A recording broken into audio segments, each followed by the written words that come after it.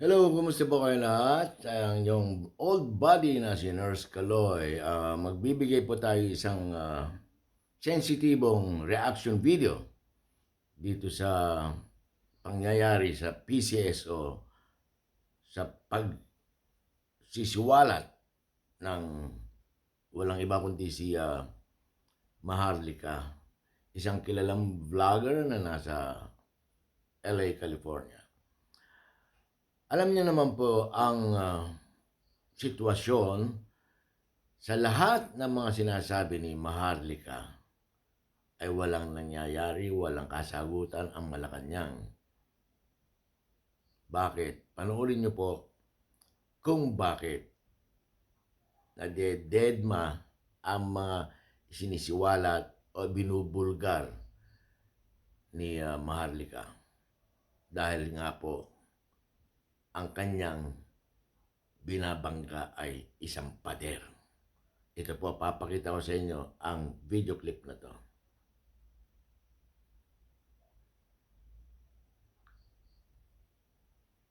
Merong mga balita na karating sa amin na katropa nyo na po yung nanalo. Hi, Mel. Or should I say Melionario? Just wanted to wish you a happy 60th birthday. Naku, senior citizen ka na, ha? Dapat magpapayat ka na to be as sexy as Shay. We love you, Mel. I wish you all the best today and for the next 60th year. Big hug. Happy birthday. Thank you for everything you've done for me, my family, for my husband.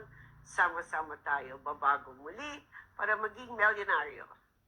Sa pagpapatuloy ng pagdinig ng Senate Committee on Games and Amusement nitong Ayan po, napanood niyo po, ang babae nagsasalita ay walang iba kundi si Lisa Araneta Marcos, ang First Lady ni BBM o Presidente Marcos. Yan po ang tinatawag na Lisa Smugs ni Maharlika. Isang mataas na tao. Si Maharlika, walang duda na siya ay makabayan, isang modern day hero kung tawagin, dahil sa kanyang pinaglalaban. Pero sa lahat ng kanyang sinasabi, she's risking her life. At dito nga po sa PCSO hearing, mismo yung dalawang senador na pinangunahan ni Tulfo at ni Coco Pimentel ay sinasabi niya grandstanding. Dahil po sa pinangako ni Tulfo na magkakaroon sila ng executive session, pero ito panoorin nyo. Kahapon lang po, supposedly Thursday kahapon dito sa Pilipinas, kahapon po yung next hearing na sinabi ni Tulfo na magkakaroon sila ng executive session at iimbestigahan lahat yung mga nanalo para magkaalaman. Gagamitin daw niyang kanyang power. Gagamitin ng lahat ng ahensya, NBI, DICT, etc. Pero panoorin niyo po ang resulta ng nangyaring hearing kahapon.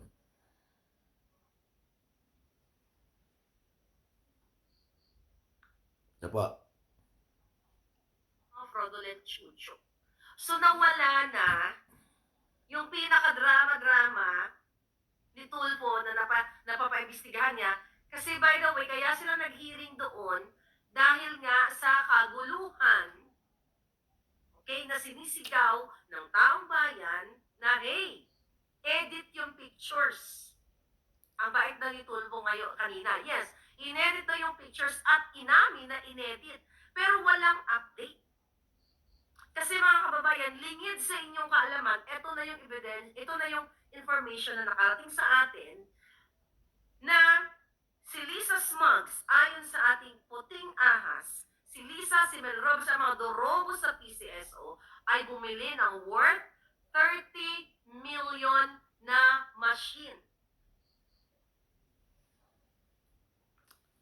Ayun po, isang pagpapatunay na sobra-sobra ang kapangyarihan ni Lisa Smugs o ni Mrs. Marcos at nung kanyang tuta na si Mel Robles dahil mismo si Senator Raffy Tulfo ay nabusalan at siya daw ay inaareglo ng 1 billion piso.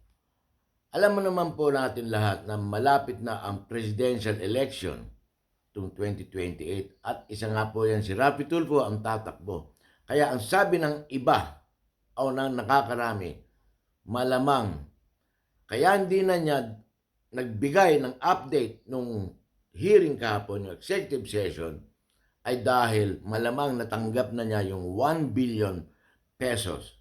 Kaya hindi na siya nagbigay ng update. Narinig nyo naman yung sinabi ni Maharlika, wala ng update. Katulad din nung nangyari noong October 2022. Ang nangyari dyan po ay kay Coco Pimentel, inimbestigahan niya yung 433 winners ng Lotto, which is very impossible na mangyayari.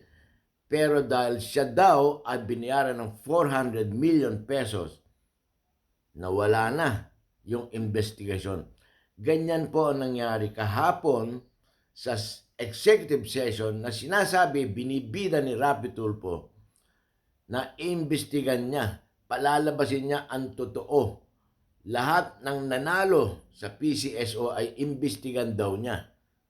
Pero ano nangyari? Sabi nga ni Maharlika, wala ng development, walang update dahil malamang daw natanggap na ni Tulfo yung 1 billion pesos. Ngayon, nakakaawa itong si Maharlika dahil kung si Tulfo nga ay natameme sa areglo, kung naareglo man siya ni Lisa Smugs, ano pa kaya si Maharlika na isang ordinaryong mamamayan, isang ordinaryong vlogger? Palagay nyo kaya ay mapapakinggan siya o magwawagi ba siya sa kanyang pinaglalaban? Malamang sa malamang ay hindi.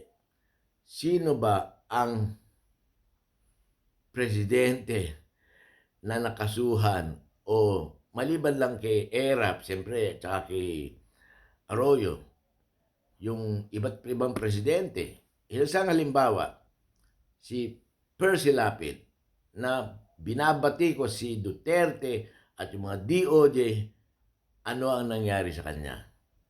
Siya ay niligwa. Tigok. Sana naman, sa pagbabatikos ni Maharlika, ay hindi mangyayari sa kanya ito.